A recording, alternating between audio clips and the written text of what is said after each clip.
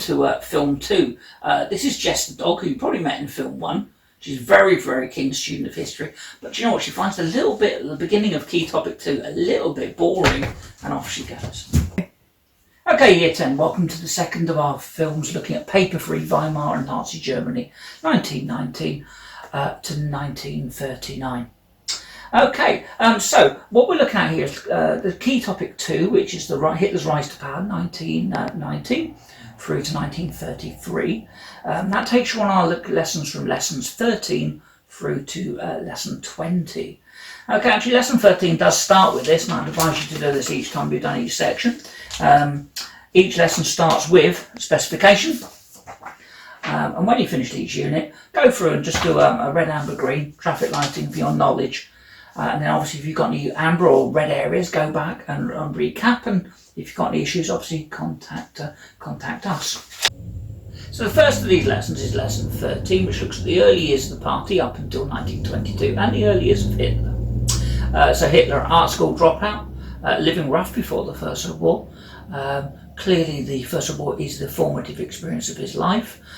He ends it with the Iron Cross, still only a corporal, wounded, and obviously very bitter at the armistice that's agreed in November 1918. After the war, back in Munich, he is employed by the army as a spy, goes along to a meeting of the German Workers' Party, set up by Anton Drexler. By September 1919, he's number 55 on the membership list. He's joined the Nazi Party. And very quickly now, he takes a formative role in this party as Drexler's deputy.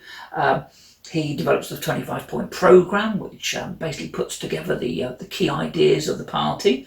It's very much a protest party. It's against the Weimar Republic, the politicians who agreed to the armistice and the Treaty of Versailles. It's anti-democratic, and it also is very strongly anti-Semitic, so blaming the Jews for all the economic woes. Key moments now, as the party now becomes the National Socialist German Workers' Party, the NSDAP, or Nazis. He designed the swastika, a political programme, as I said. It's more organised, and it even has its own party paper. And by July 1921, Hitler has forced himself in to take over the party. Okay, key Nazis from the beginning with him are Hess, Goering, Römer and Streicher. He's also making powerful friends with the likes of Ludendorff. So he's already attracting now some rich and influential supporters. And finally, the development of the SA. So this is basically the brown shirts. By January 1922, Hitler is in complete control of the party. Lessons 14 and 15 look at the Munich Putsch and the consequences of the Munich Putsch. So 1923, the occupation of the Ruhr, the hyperinflation crisis. Hitler thinks that Germany is in such a state that this is the moment in which he can seize power, like Mussolini had in Italy. And on the 8th of November 1923, he takes over a meeting in a beer hall in Munich, and effectively sort of kidnaps von Kahr, the leader of the Bavarian government, and other influential figures, forces them to agree to support him. He now has the support of Ludendorff, who turns up, and then extraordinarily, they're allowed to phone their wives. They don't phone their wives, they phone the army and the police.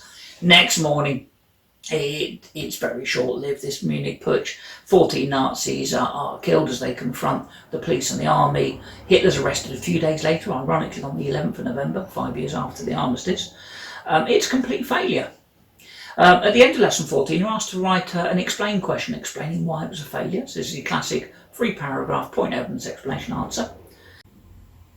Lesson 15 looks at the consequences of the putsch. So although it's a failure, actually, long term, it's really important to the development of the Nazis. Hitler is imprisoned. He is sentenced to 5 years, which isn't very long for basically trying to overthrow the government. He's out in 9 months. But in those 9 months he spent in Landsberg prison, he dictates his book Mein Kampf. Obviously at his trial, he now becomes a national figure, he gets national publicity, and he's given basically free rein to speak his mind, and clearly many people, including the judge, have got quite a lot of sympathy for what he's saying.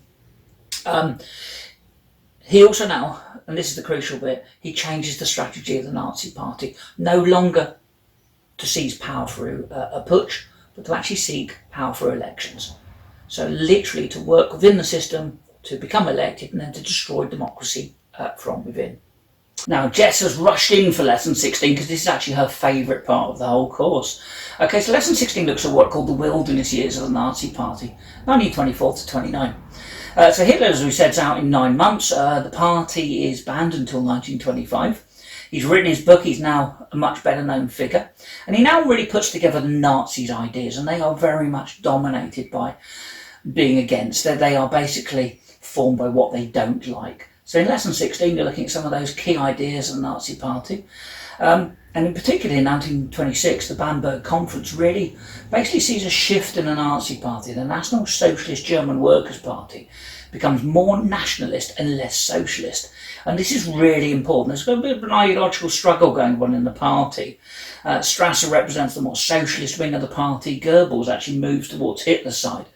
And this is crucial because the Nazis are now going to attract the support of nationalist and they're going to get the support of industrialists, particularly as people fear communism. So they become less socialist and more nationalist. They develop their own headquarters. They also, you see the establishment of the SS at this point. But still in this period, despite the reorganisation, the Nazis don't actually have much more success at elections. They're very much an extreme minority party. And the reasons for this, well, obviously we know Stresemann at this point. Germany is seeing quite some recovery. Next, Hindenburg, the old conservative, is elected presidency. So conservatives will think, well, hang on, things aren't too bad, and we've got Hindenburg as president.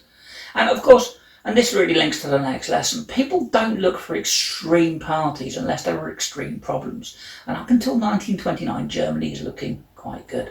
So lesson 17 looks at the Wall Street crash. We got up to 1929 when the Nazis really aren't making much headway in elections. And let's face it, if you're a working class extremist, you're probably more likely to vote for the Communist Party. But in the autumn of 1929, the American economy collapses with the Wall Street crash. Germany's economy quickly follows. 6.5 million unemployed, over 18 million people drawing the dole. As the great William Cobbett once wrote, I defy you to agitate a man with a full stomach. Well, people in Germany increasingly are going to vote for extreme parties because in some cases they are literally wondering where their next meal's coming from. And Bob Dylan, another great thinker, sang, when you ain't got nothing, you got nothing to lose. And as the economy falls apart, so the growth for extreme parties rockets. And that's the Nazi Party and the Communist Party. Lesson 18 looks at how the Nazis used the chaos following the 1929 Wall Street crash, how they targeted propaganda and how they utilised the conditions to build their support. And clearly what they do is crucial. It's not just economic collapse, because increasingly they're outstripping the Communist Party, which, if you think about it, if you're a working class unemployed man, surely you'd support the Communists rather than the Nazis. But the Nazis increasingly outperform the Communist Party. Following the Wall Street crash, the Weimar government struggles to build any consensus. What do? Do you cut benefits? Do you raise taxes? By 1932, Germany is in crisis. Hitler runs against Hindenburg for the presidential elections, comes second but polls over 13 million votes. And following the resignation of Brüning, von Papen, the new chancellor, calls an election in July 1932. And this is the crucial moment. Following the elections, the Nazis are the largest party in the Reichstag. Not a majority, but they have the largest number of seats, which puts them in a powerful position.